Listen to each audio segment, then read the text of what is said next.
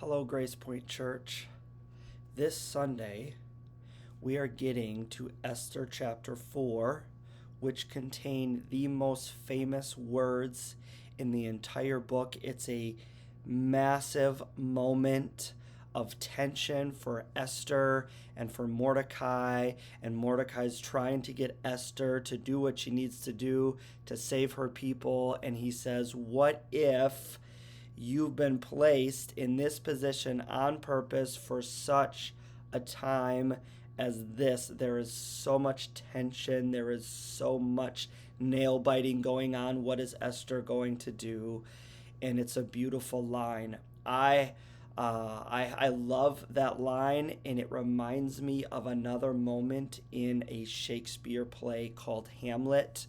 As many of you know, I love Shakespeare, took a lot of Shakespeare courses in college, and he's one of my favorite writers. And there's also a moment in Hamlet, Act 3, Scene 1, where someone has to make a similar decision, and there's a soliloquy that comes forth to be or not to be. And so what I have done for you today is I have reworked Act 3, Scene 1 of Hamlet in light of Esther, and I've reworded it and I've reworked it and put it together as if this were about Esther. So I just want to read this to you. This is a reading. I call this a soliloquy for such a time as this. And it begins like this. Does not begin to be or not to be. It begins, sound or silence? That is the question.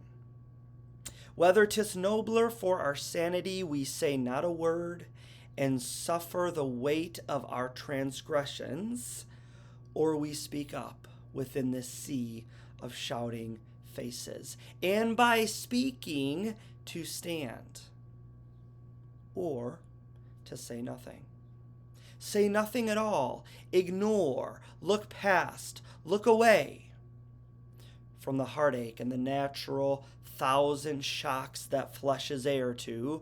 What is the virtuous stance? Which is to be wished, sound or silence? To speak, perchance to say, aye, there's the risk. For in those words what rejection may come when we bear all and in the end to stand.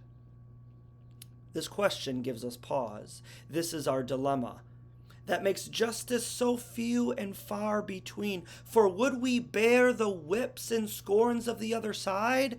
What will they say? What will they do if we say what must be said, if we do what must be done for such a time as this?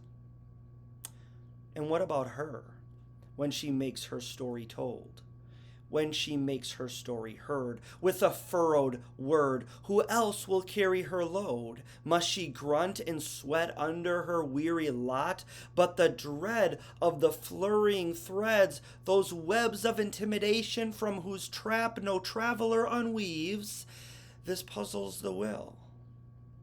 It all tempts us, look away and say nothing, rather than say the truth in a crowd of a million watching faces. Thus, the conscience makes cowards of us all, and thus the hopeful hue is sicklied over with fear and overanalyzations, and the great institutions of our time and moment with this choice turns away and say nothing and lose their prophetic voice. What will Esther do? You got to come on Sunday and walk with me through Esther chapter